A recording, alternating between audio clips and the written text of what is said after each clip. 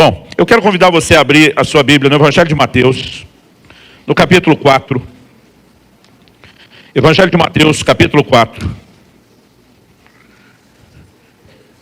Eu gostaria que nós pudéssemos ler a partir do versículo 1 até o versículo 4. Enquanto você localiza o texto, eu gostaria só de dizer que no dia 28 de dezembro do ano passado, finalzinho do ano, estava voltando com a família de carro de São Paulo, onde fomos passar as festividades de Natal, com a família reunida.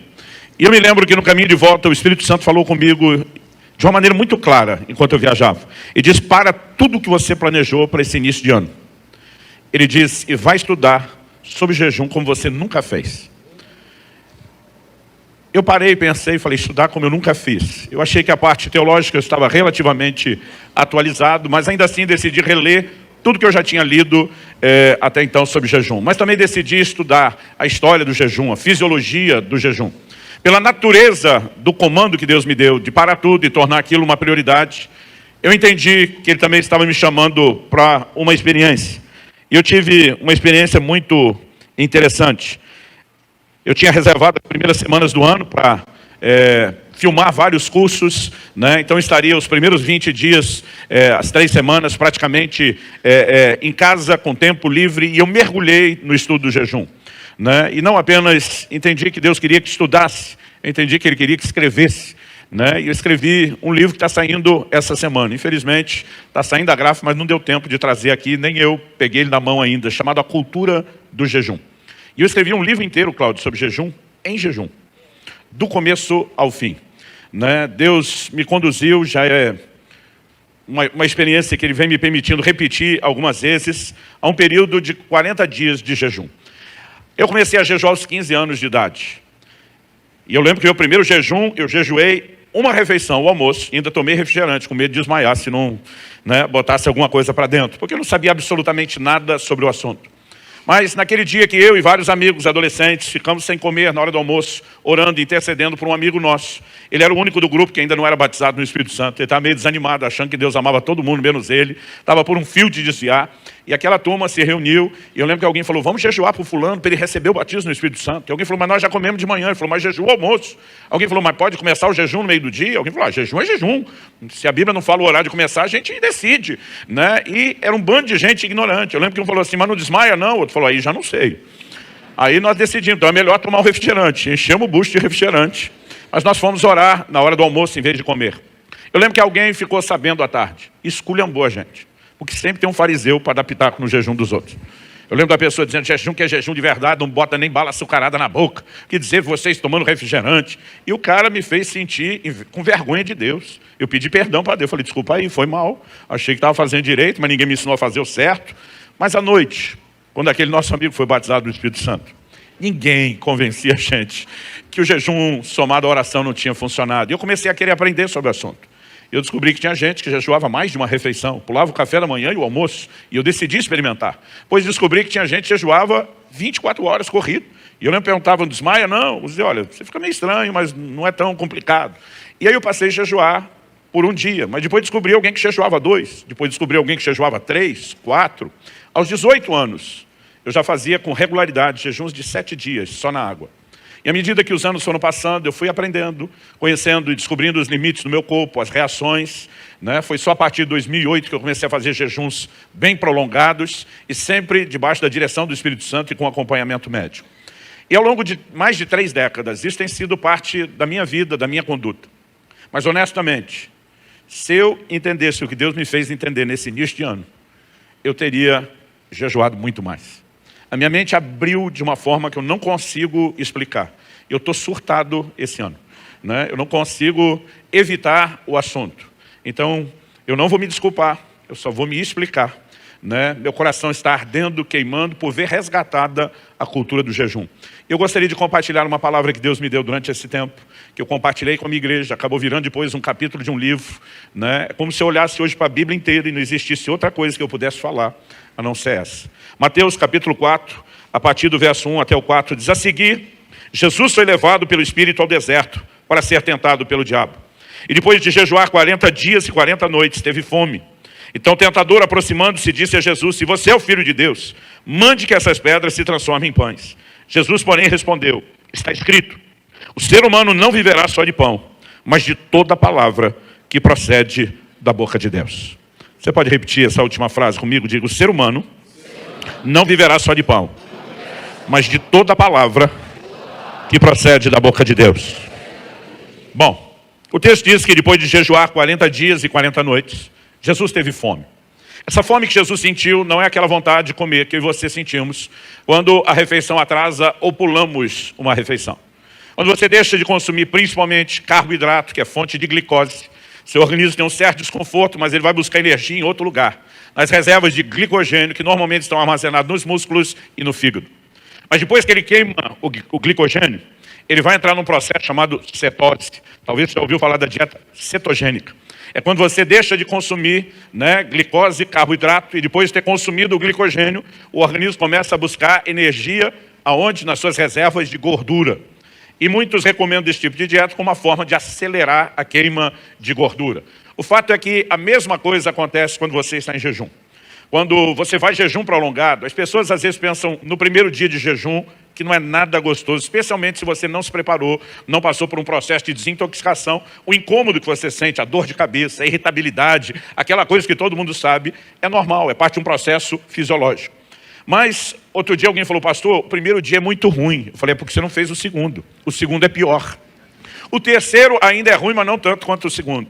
Mas depois de 3 dias, quando você está em cetose e o corpo limpou, você entra num outro estágio. Até o 5º dia, mais ou menos, você tem vontade de comer. Alguns, às vezes, têm visão de comida, é um negócio impressionante, mas já não tem fome. Depois do 7º dia, só ladeira abaixo, é tudo banguela.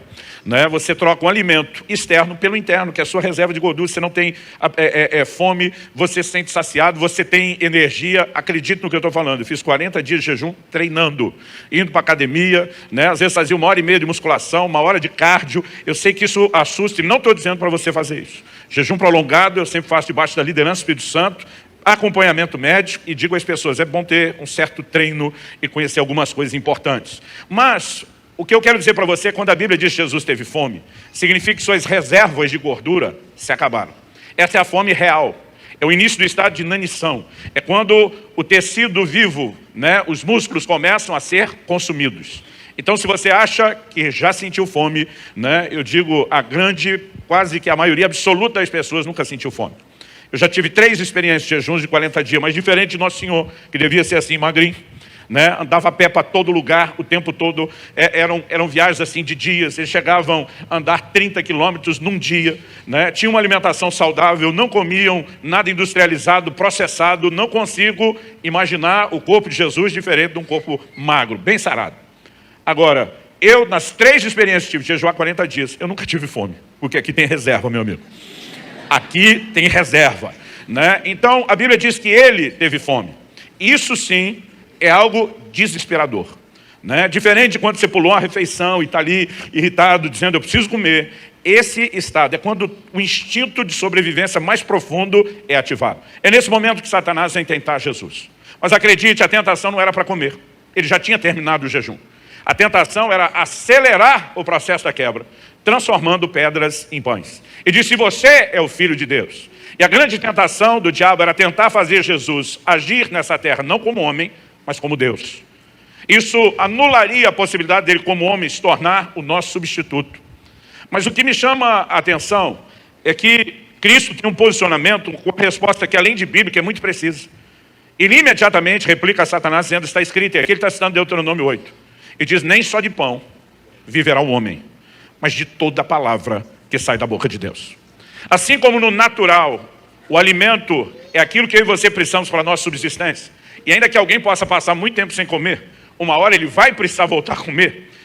Eu descobri, estudando alguns materiais médicos, que o recorde mundial de jejum, Cláudio, está no Guinness Book de 1971, 382 dias.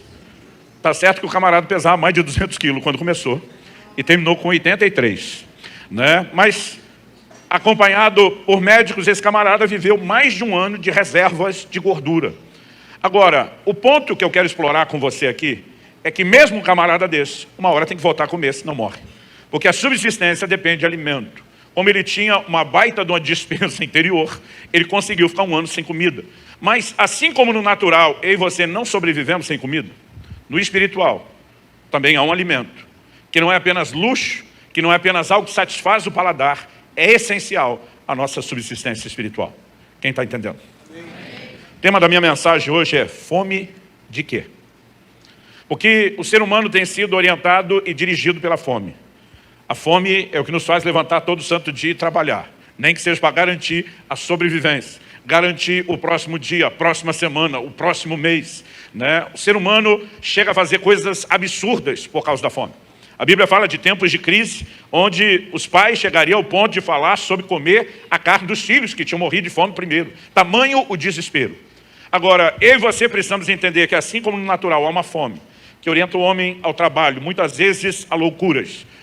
O Senhor Jesus está dizendo que existem, e eu quero conversar com você sobre o assunto hoje nessa hora. Existe, em primeiro lugar, 2 tipos de alimento.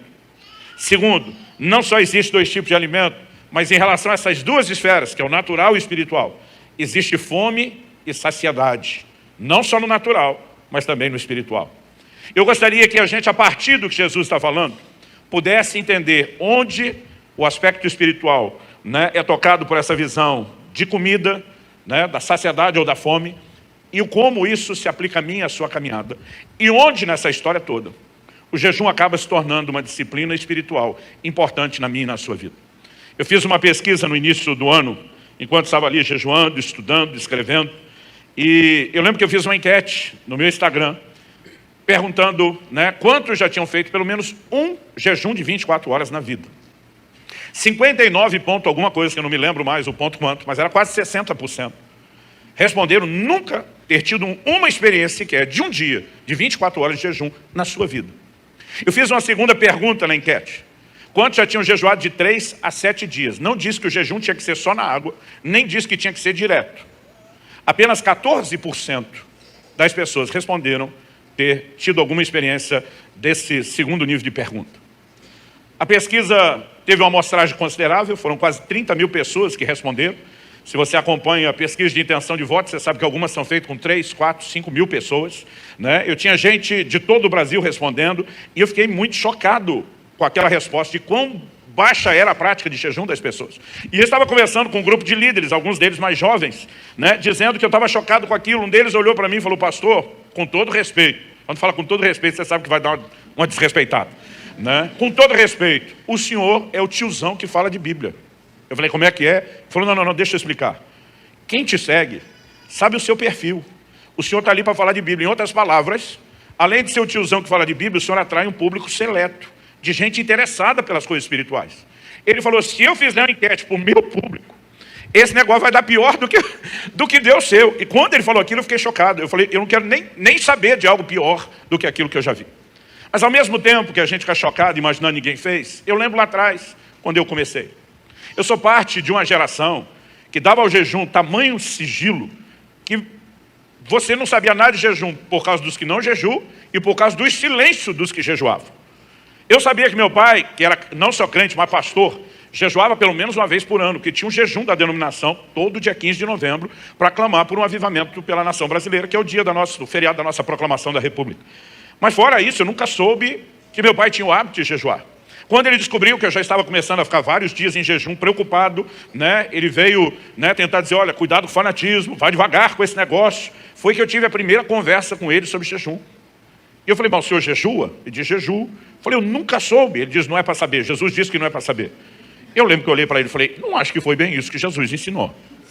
Eu falei: pai, com todo respeito. E aí veio a hora O senhor é um ensinador de Bíblia que eu respeito e admiro. Mas antes de Jesus iniciar Mateus capítulo 6, falando para não fazer as coisas só para ser visto pelos homens, e ele vai ensinar a discrição na oração, na esmola, no jejum, ele não estava dizendo que não podia falar do assunto. Ele falou para não tocar trombeta, para não se promover, para não se vangloriar. Mas antes disso, no capítulo 5, no verso 16, ele diz: brilha a vossa luz diante dos homens, para que vendo as suas obras glorifiquem a Deus. Não existe nada de errado com alguém ver as suas obras, se você estiver querendo que Deus seja glorificado. Agora, se você estiver buscando reconhecimento, está errado. O problema não é o que você faz, é a motivação com o que você faz. Eu lembro que eu olhei para meu pai e falei: se fosse proibido falar que jejua, como é que nós sabemos que Jesus jejuou? Falei: estava sozinho no deserto. Foi ele que contou. Eu lembro que meu pai parou, olhou bem para mim e disse, nunca pensei nisso. Ele falou, bom argumento esse, meu filho. Eu falei, como é que nós sabemos que ele jejuou? Se ele queria que houvesse um código de silêncio, que ninguém soubesse, por que é que nós sabemos? Por que é que os evangelistas contaram para o mundo o que ele fez? Eu falei, pai, liderança é baseada no exemplo. Onde Jesus vai lavar o pé dos discípulos, ele diz assim como eu fiz, eu quero que vocês façam. Nós não vamos ter uma igreja que jejua, vocês não sabem que seus líderes jejuam. É lógico que nós temos que ter o coração correto. Então, eu comecei a perceber que parte desse resultado não era algo que apenas a gente podia reclamar dos outros não fazerem. Quando muitas vezes nós não trazemos luz, não trazemos explicação, não provemos o entendimento correto e nem o estímulo. Então, me permita, se algumas coisas forem até óbvias demais, poder discorrer com você algumas coisas hoje aqui. Em primeiro lugar, ao ser tentado, enquanto jejuava, Jesus diz, o ser humano não viverá só de pão, mas de toda a palavra que procede da boca de Deus. Ele está falando que existe dois tipos de alimento. Alimento natural para o seu corpo, mas existe alimento espiritual. E o alimento espiritual é tão essencial à sua subsistência quanto o natural é. Cada um cumpre um papel e toca uma área, uma esfera da sua vida. Agora, o que muitas vezes nós não percebemos ao distinguir os dois, é que o natural pode concorrer com o espiritual. E eu quero que você entenda o que eu vou falar. Em que sentido ele pode concorrer? Não estou aqui dizendo que é para você parar de comer.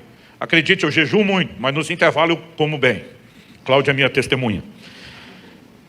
Mas Jesus diz em Lucas 8,14, quando ele conta a parábola do semeador, ele diz, a parte que caiu entre espinhos, esses são os que ouviram e no decorrer dos dias foram sufocados com as preocupações, as riquezas e os prazeres dessa vida. Os seus frutos não chegam a amadurecer.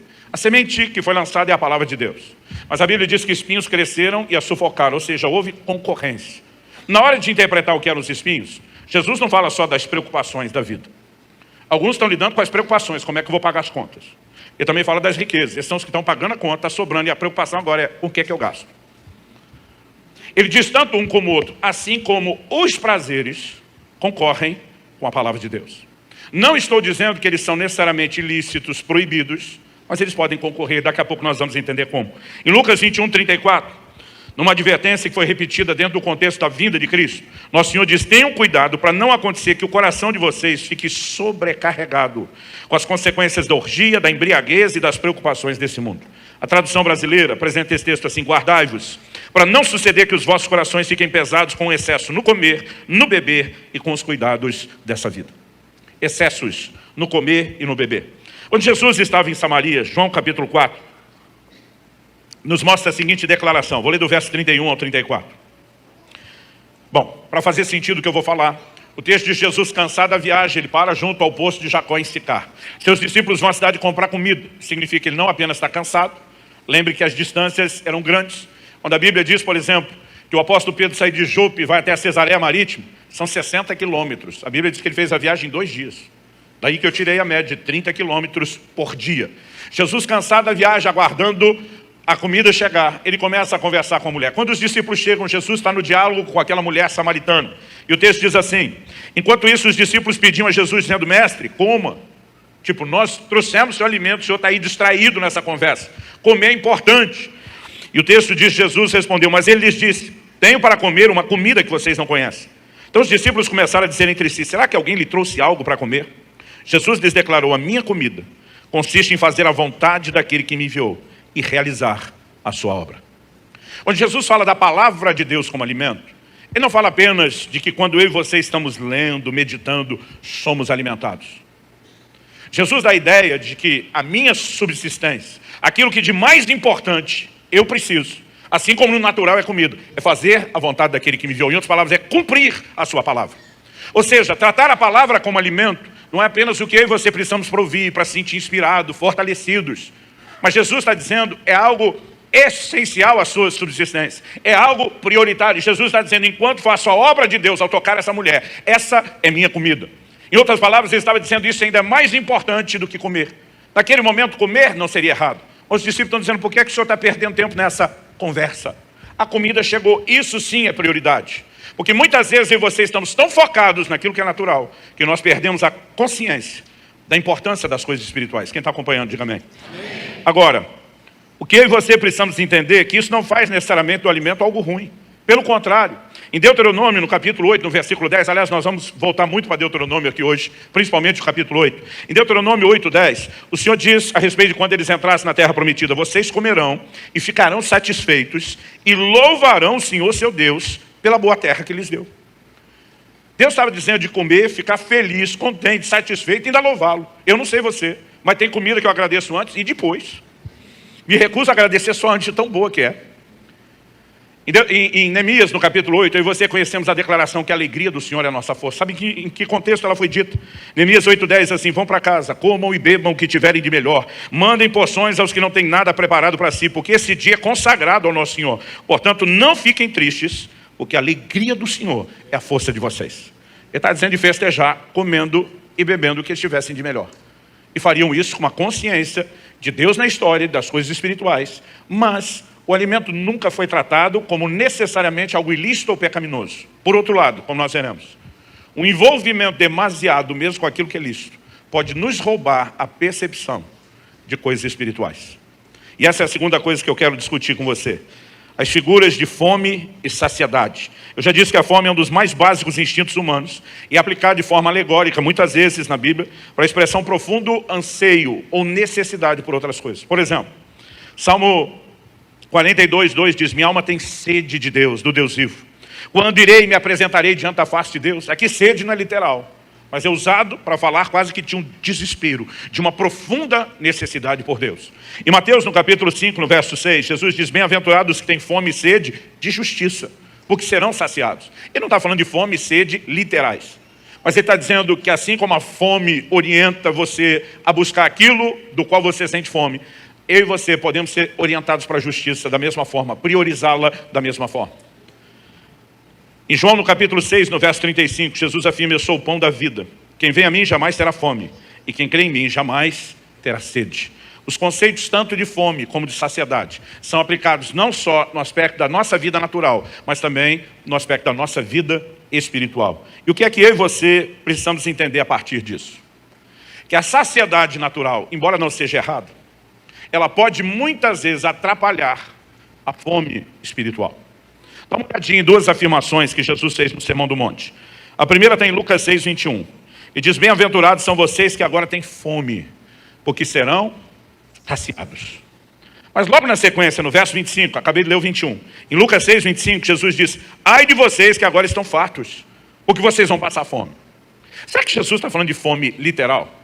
Porque se fosse, ele criou um ciclo repetitivo, aqui um loop.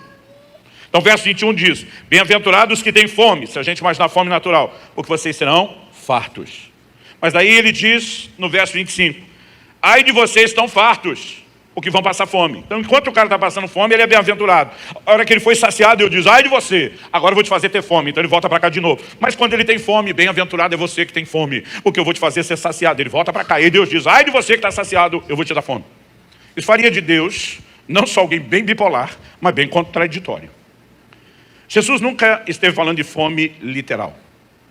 Quando você olha o contexto dessa conversa, você precisa entender o seguinte. Por exemplo, na segunda multiplicação de pães, em Marcos 8, a Bíblia diz que as pessoas que estavam com Jesus já estavam 3 dias sem comer. Por que esse povo estava sem comer? Porque eles queriam continuar ouvindo Jesus. Ninguém queria ir embora atrás de comida. Ninguém queria parar e interromper. Jesus olha para esse povo e diz: bem-aventurados são vocês que têm fome pelas coisas espirituais, porque vocês serão fartos. Vocês serão saciados. Aliás, algo que eu e você precisamos entender e compreender é que no reino de Deus, a fome é uma espécie de moeda. Uma moeda de troca. Quando eu olho para as Escrituras, eu vejo declarações muito interessantes que não podem ser ignoradas. Por exemplo, Isaías 55:1, Deus diz: ah, todos vocês que têm sede, venham às águas. E vocês que não têm dinheiro, venham, comprem e comam. Sim, venham e comprem, sem dinheiro e sem preço. Mas peraí, eu não tenho dinheiro. E o senhor quer que eu compre? Sim. Compre para comer. Do que é que Deus está falando?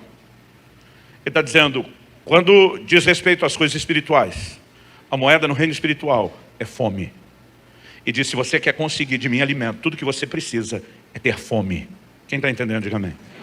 Se você olhar para a conversa que ele tem com a igreja de Laodiceia, não é diferente. Ele está falando exatamente dessas verdades. Mas quando ele diz, ai de vocês que estão saciados, ou que vocês vão passar fome, ele não está falando de alguém que foi saciado por ele. Ele está falando de alguém que foi saciado por outra coisa, a ponto de não se interessar pelo que ele oferece. Eu sou de uma época onde as mães eram mais raiz e menos Nutella.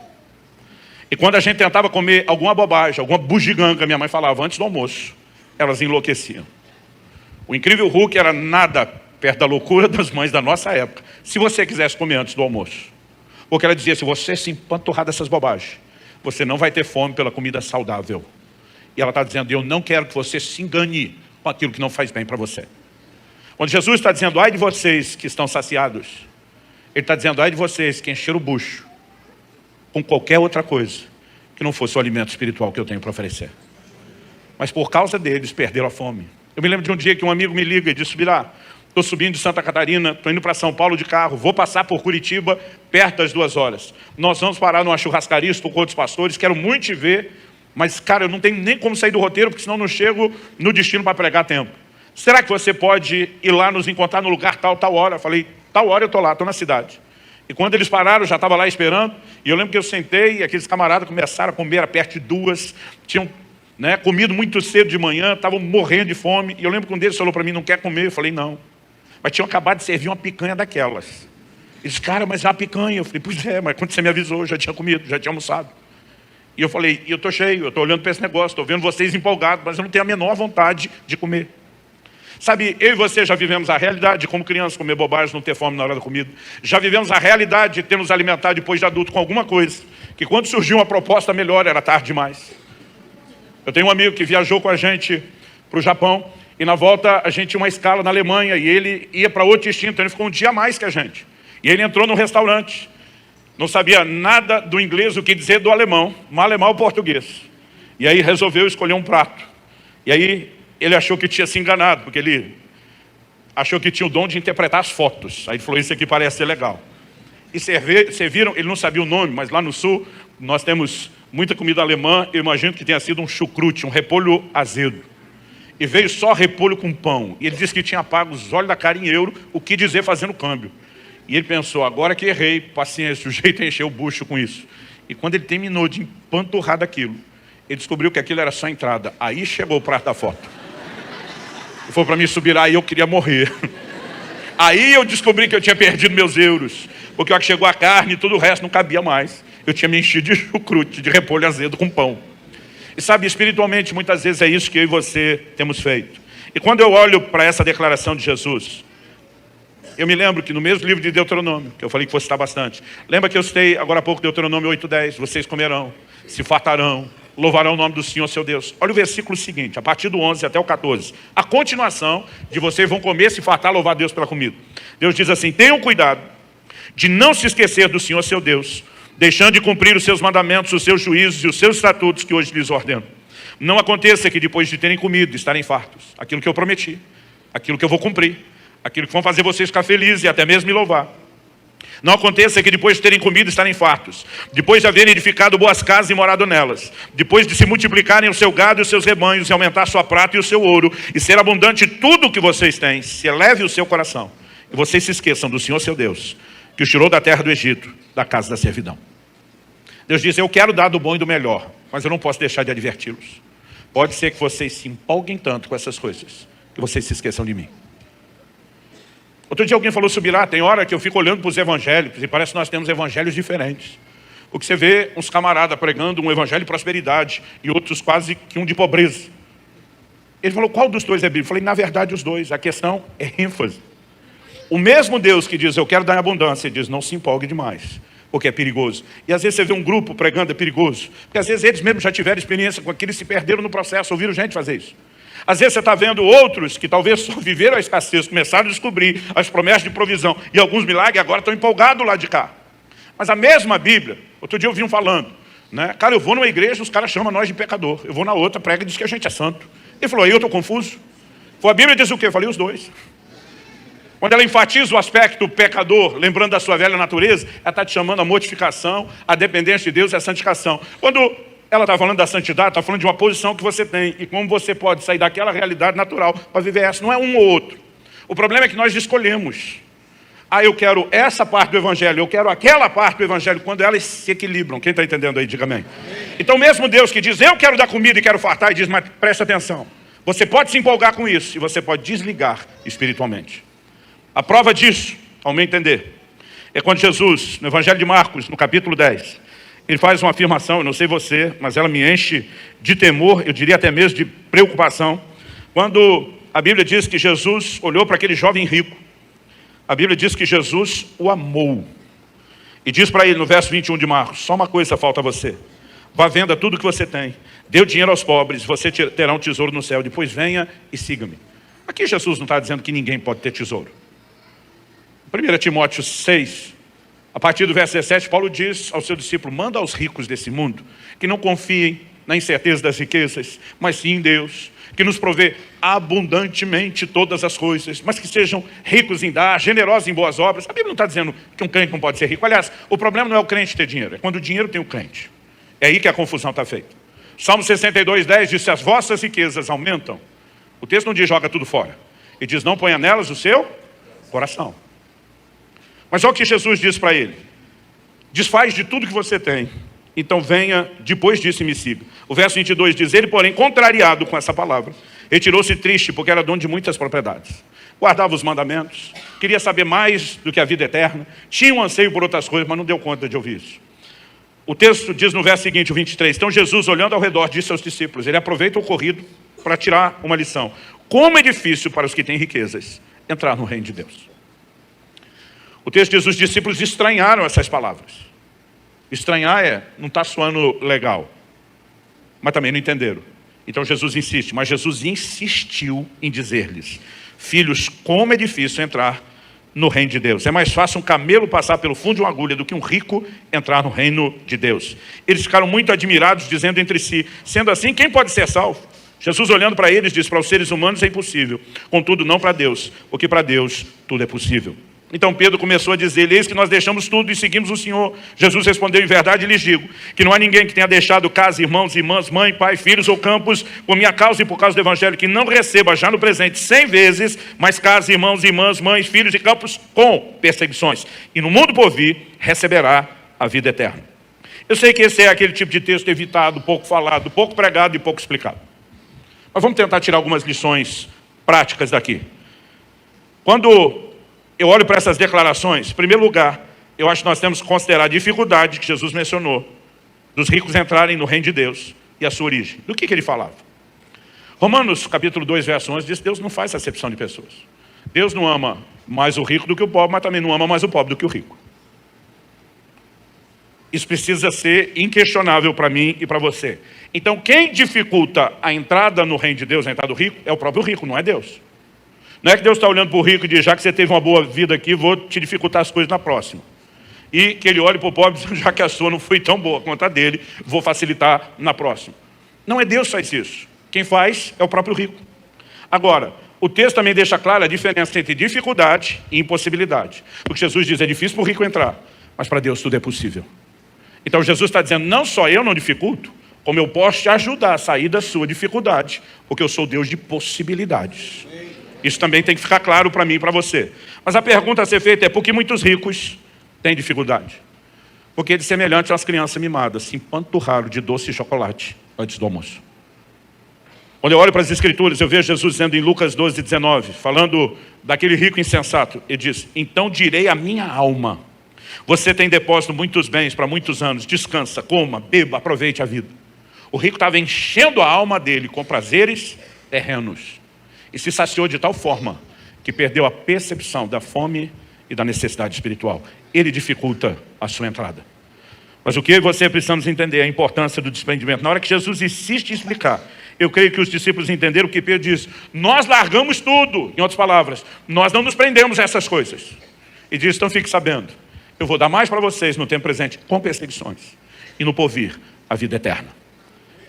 Nesse momento, a chave do ensino se chama desprendimento. Muitas vezes nós ficamos tentando olhar para uma coisa e ela é certa ou errada. Gênesis 11, Fala de um povo que quis edificar a Torre de Babel, dizendo, façamos para nós um nome. Deus diz o quê? Deus desceu, confundiu, bagunçou tudo aquilo. Se você ler só Gênesis 11, você vai pensar, Deus não quer que ninguém tenha um nome engrandecido. Mas Gênesis 12 começa com Deus olhando para Abraão, dizendo, engrandecerei o seu nome. Então Deus não tem problema com o nome engrandecido. O problema é que o primeiro grupo queria muito isso. O segundo, para quem ele prometeu, não fazia questão. A questão não é o nome engrandecido, é como o coração lida com aquilo. Dá para perceber a diferença? Então não estou aqui dizendo que você não pode ter uma vida boa na terra.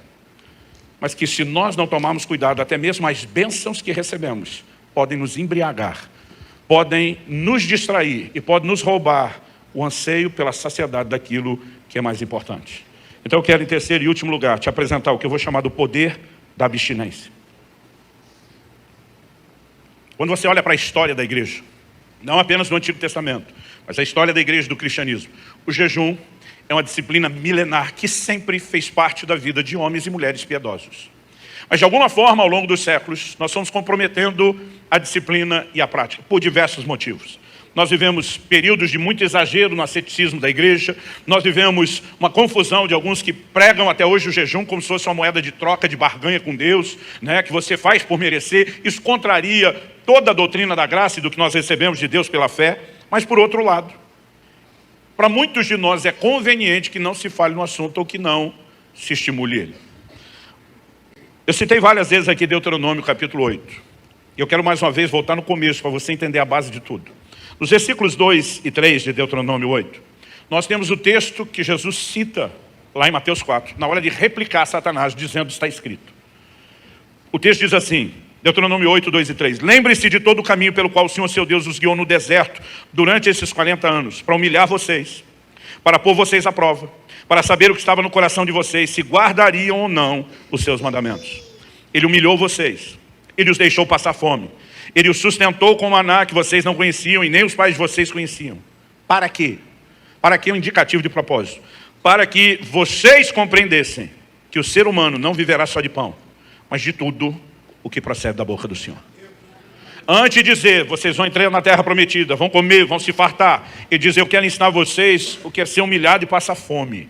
E depois que eu der a saciedade, eu preciso advertir vocês que essa saciedade natural pode ser perigosa e comprometer sua fome espiritual. Esse é o desenho completo. E é justamente esse texto que Jesus está citando lá. E sabe o que é curioso? Quando Deus está falando sobre humilhação e passar fome, são as duas coisas mais relacionadas com o jejum.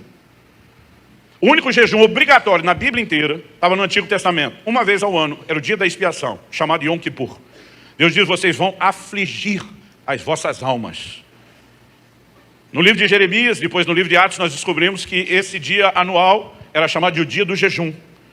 E Deus disse que quem não afligisse a alma seria eliminado do povo. Então afligir a alma não era mero sentimento subjetivo.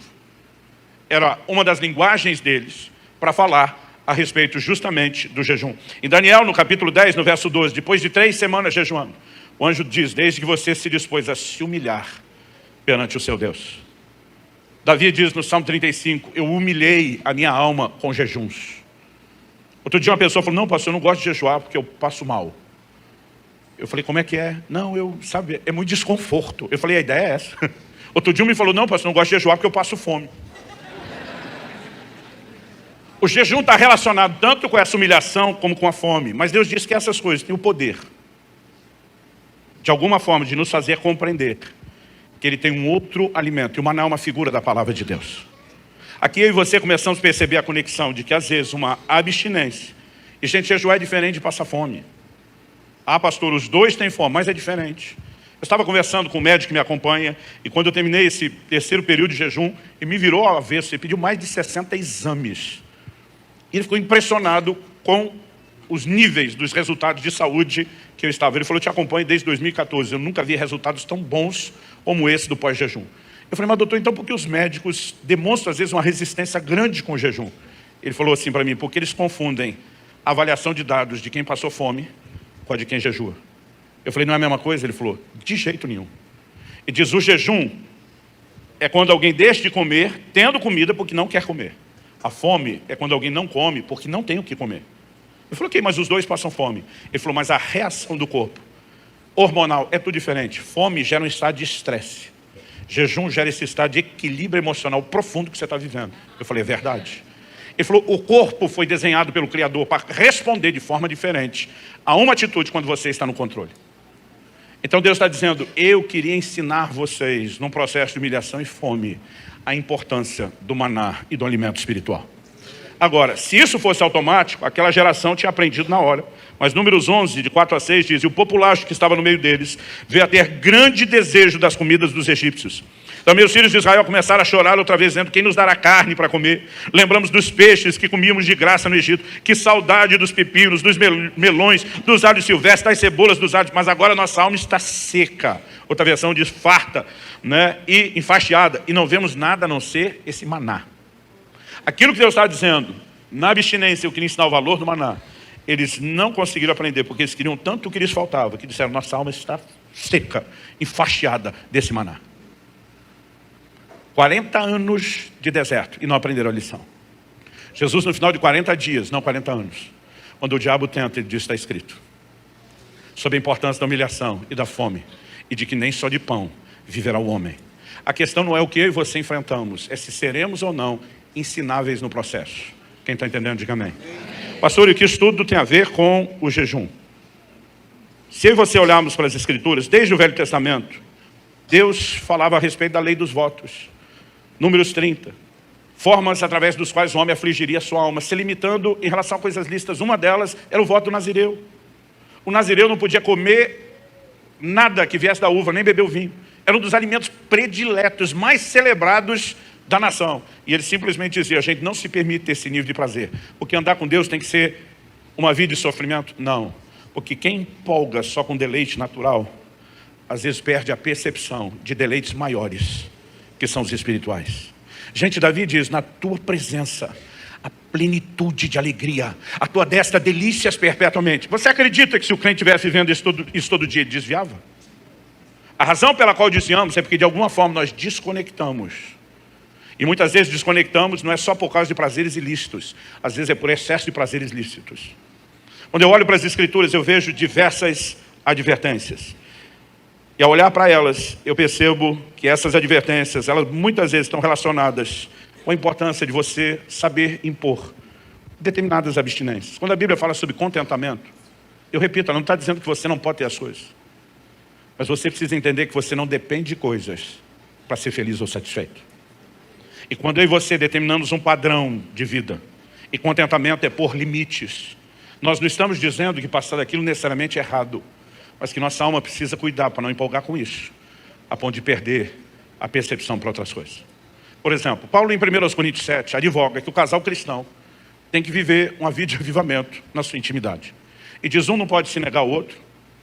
Ele diz, o marido não tem poder sobre o seu corpo e sim a esposa e vice-versa. Aí ele chega no verso 5 e diz assim, não vos priveis um ao outro. Aí ele vai dar a única exceção e diz, a não ser, talvez, por um pouco de tempo, ele define o período, de comum acordo, ele diz, a fim de vos dedicardes à oração. A Bíblia não está sugerindo que tem nada de sujo, de errado, de pecaminoso ou de lícito na vida íntima do casal. Ele tinha acabado de dar o maior gás. Mas ele diz, há momentos que até aquilo que é lícito e bênção de Deus, pensando na perspectiva de prazeres naturais, precisa às vezes de uma pausa, para que você não perca a consciência ou para que você aprofunde a percepção dos deleites espirituais. Quem está entendendo aí, diga amém. Amém. Em 2018, pela primeira vez, Deus me chamou a um jejum de 40 dias na água. Até então, eu nunca tinha feito mais do que 21. E outro dia alguém falou, pastor, qual a diferença entre um jejum curto e o longo? Eu sempre brincando, eu respondia, a duração. Mas honestamente, o nível de mortificação da carne, ele também é diferenciado.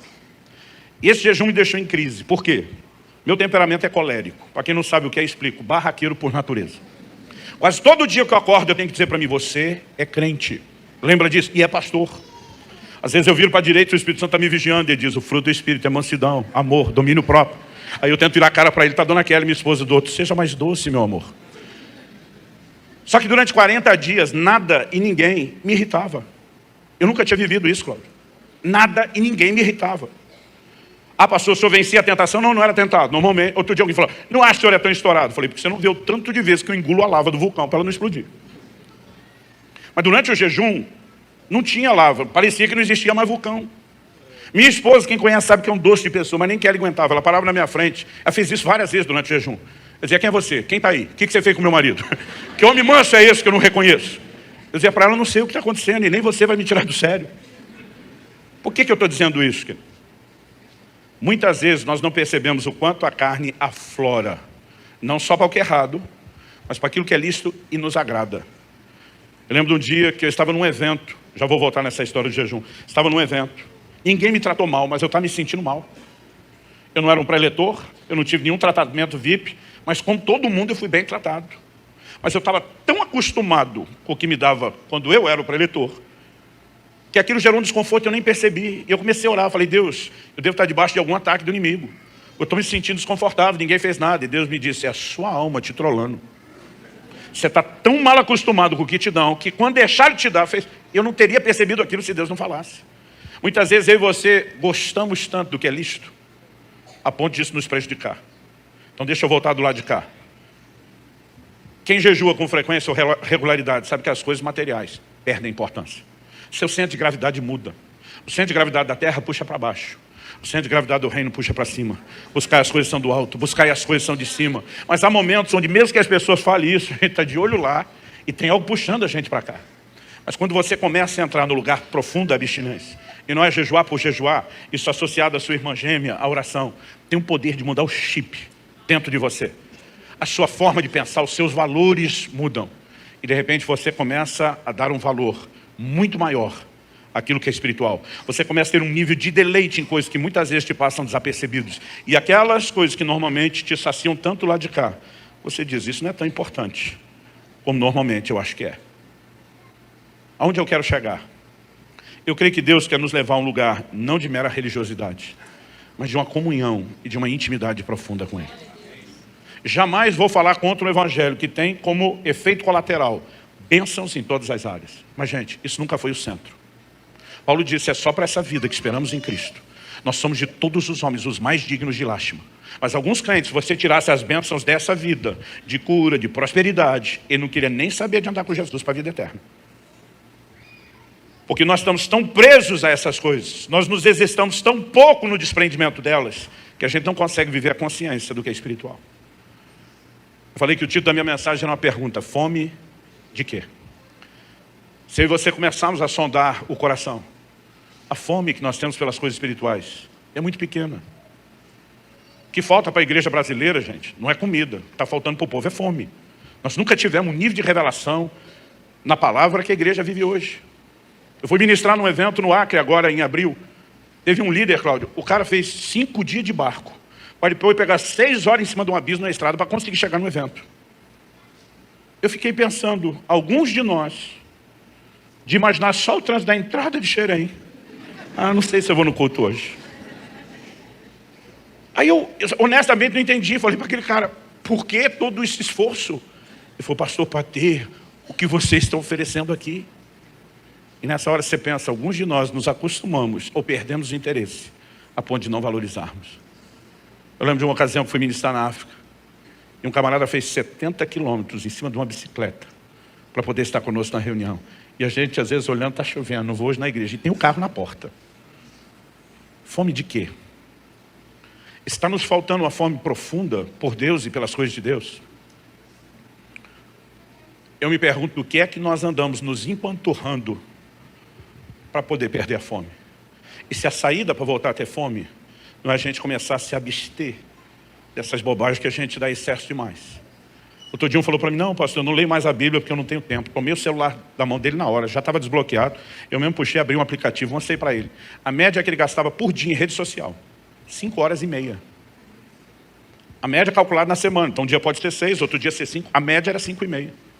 Eu falei, criatura, não estou dizendo que você não pode ver rede social. Mas se você visse 2 horas em vez de 5,5, se você visse até 2 horas e meia, sobrava outras 3 para você ler a Bíblia. Não, mas é que eu não vejo as 5 horas e meia de uma vez, vejo aos poucos. Falei, lê a Bíblia aos poucos. Sabe, a gente é expert em dar desculpa. Um lá na igreja falou para mim, não pastor, eu não jejuo, eu sofro de gastrite, se eu ficar muito tempo sem comer, eu passo mal. Eu falei, faz jejum parcial. Ele, como é que é? Eu falei, o jejum Daniel era parcial, não comi carne, manjar desejável, não bebi vinho. Ele consumiu outras coisas. Eu falei, faz um jejum à base de suco de fruta, caldo de legumes. Aí depois de uns dias ele falou, pastor, estou fazendo isso, está funcionando. Outro falou para mim, não, pastor, eu não jejuo porque eu tomo um remédio, que o médico me proibiu tomar de estômago vazio. E uma vez que eu desobedeci, fez mal. Falei, quantas vezes por dia você toma o remédio? Uma vez só, de manhã. Eu falei, você não precisa nem tomar café, almoce de manhã.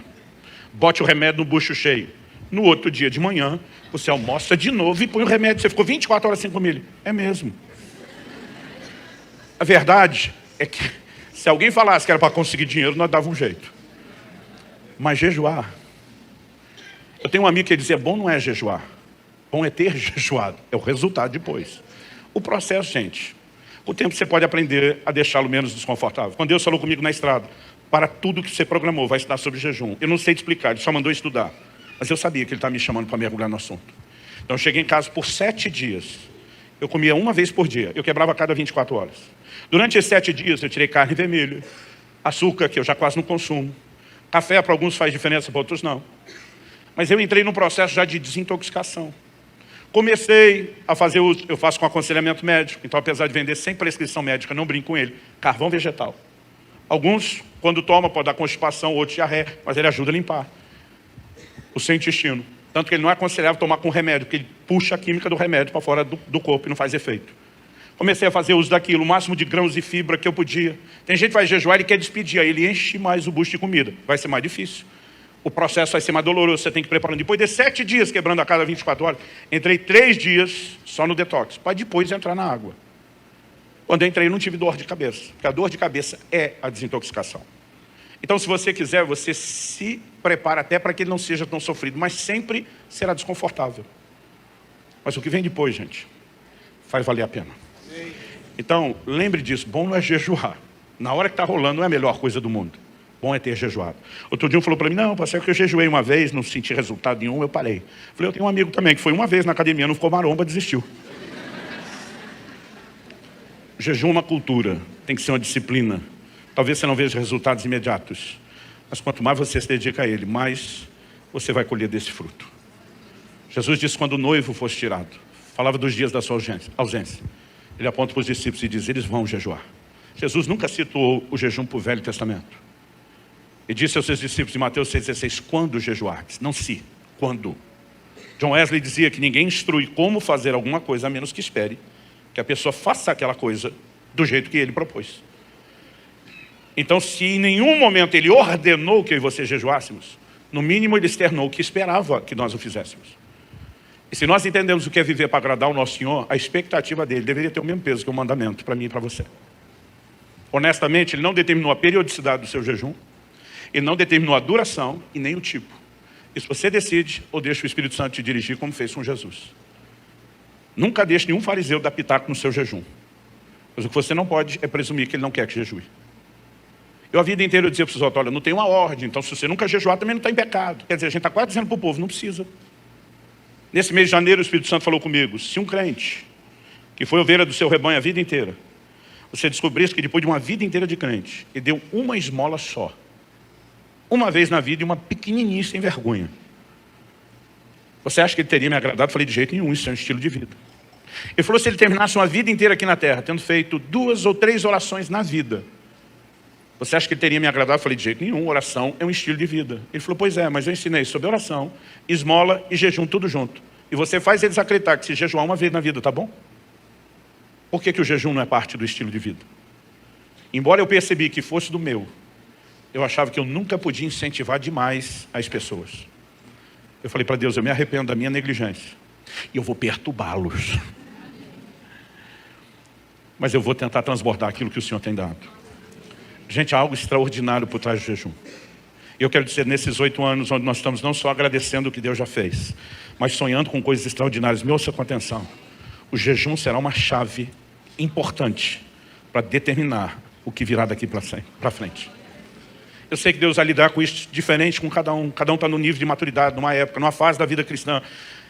Então eu vou generalizar só o que eu posso. E eu creio que eu falo pelo Espírito de Deus. O jejum será uma ferramenta importante no destino dessa casa.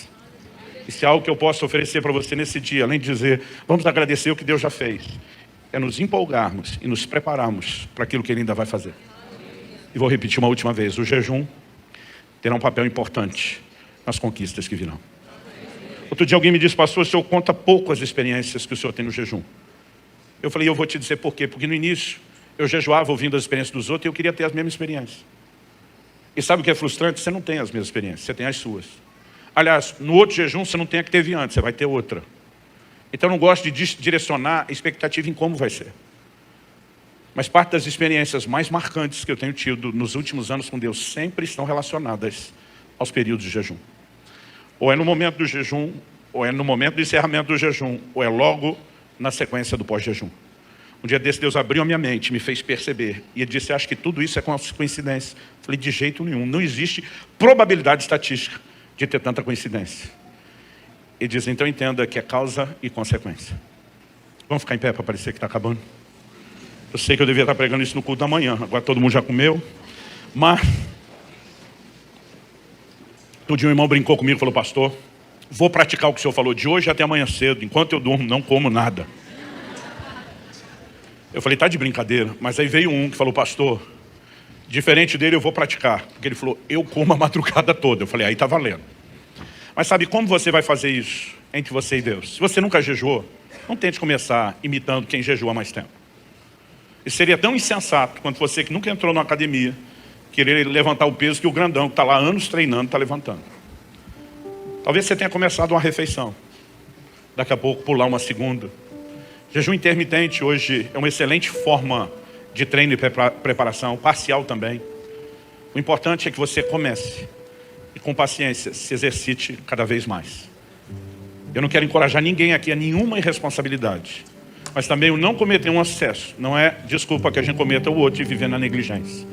Então eu espero que Deus te dirija, que o seu coração se desperte com as verdades que você ouviu e que cada um entenda como deve corresponder com Deus em relação àquilo que ouviu. Você recebe essa palavra em nome de Jesus. Vamos orar. Espírito Santo, se o Senhor não vivificar essa palavra, terá só sido um discurso e nem necessariamente motivacional.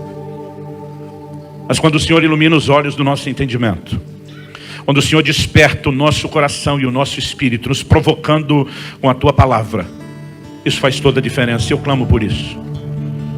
Não vim trazer uma prática legalista e nem meritória para os meus irmãos. Eu creio que eu vim trazer uma mensagem da parte do Senhor, de como podemos nos desprender, mesmo daquilo que é bom e lícito, para entrar numa dimensão de prazeres ainda maiores e mais profundos. Ajuda-nos. Ajuda-nos a compreender a Tua palavra. Ajuda-nos a corresponder com ela, na medida de maturidade em que nos encontramos.